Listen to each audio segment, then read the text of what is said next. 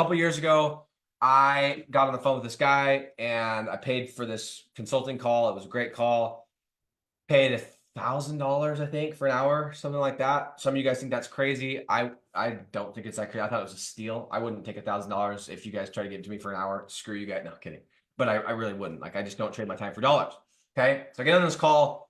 Great call, great advice. And this person says something to me kind of in passing they don't even mean to say, but it hits me really hard. And they're like, hey, like, if you want to get rich, do not trade your time for dollars, right? Which is ironic because they were trading their time for dollars, right? Because I paid them for their time, whatever. But still, I was like, yeah, it makes so much sense. And they're like, if your filter for every opportunity is, unless there's an asset attached, unless I'm creating an asset that's going to pay me more than once that I own, that's an actual hard asset, it's a no. If that was your filter and your criteria, you would get rich very, very quickly, okay? Because the only way to get rich, as Naval Ravikant always says, is by owning a piece of the business. You have to own a piece of the business, okay? So as good as the SEO deals are, you don't have an asset attached. You don't. As good as social media management is, you don't have an asset attached. That's what's so gangster about this freaking business model is we are getting paid to build assets that we own, okay? Anyway, so I have this really interesting opportunity come up. I have this guy fly in from out of state, meets me. We go to dinner. I rarely even respond to people hitting me up, but like something told me like, just do it. And I start talking. This person's part of a very large company, a very interesting company. And it was a really fascinating opportunity, right? And as we talked about, the bigger that you start to get, the more interesting the opportunities become. And it was interesting enough that I met him for dinner and went out of my way to do that. And this person flew in just to meet for dinner. It's literally a 2-hour dinner. And that was it. And he flew out.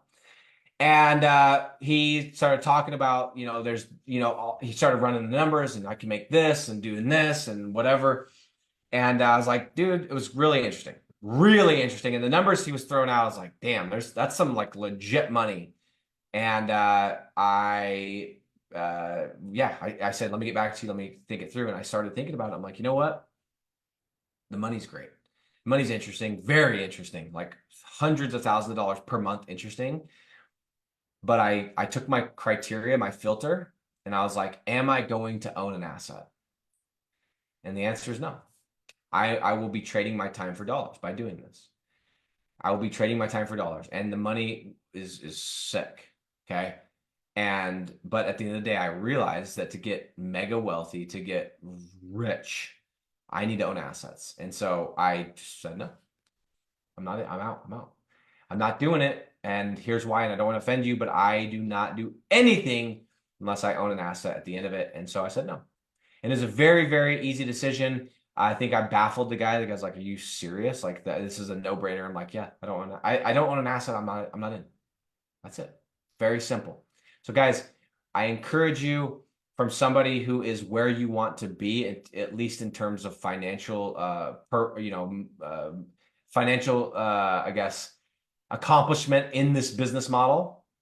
I'm telling you that it is just as important that you figure out what you refuse to do and what you refuse to say yes to, what your no list is, what your goals of what you're going to say no to is just as important as the goals that you actually set.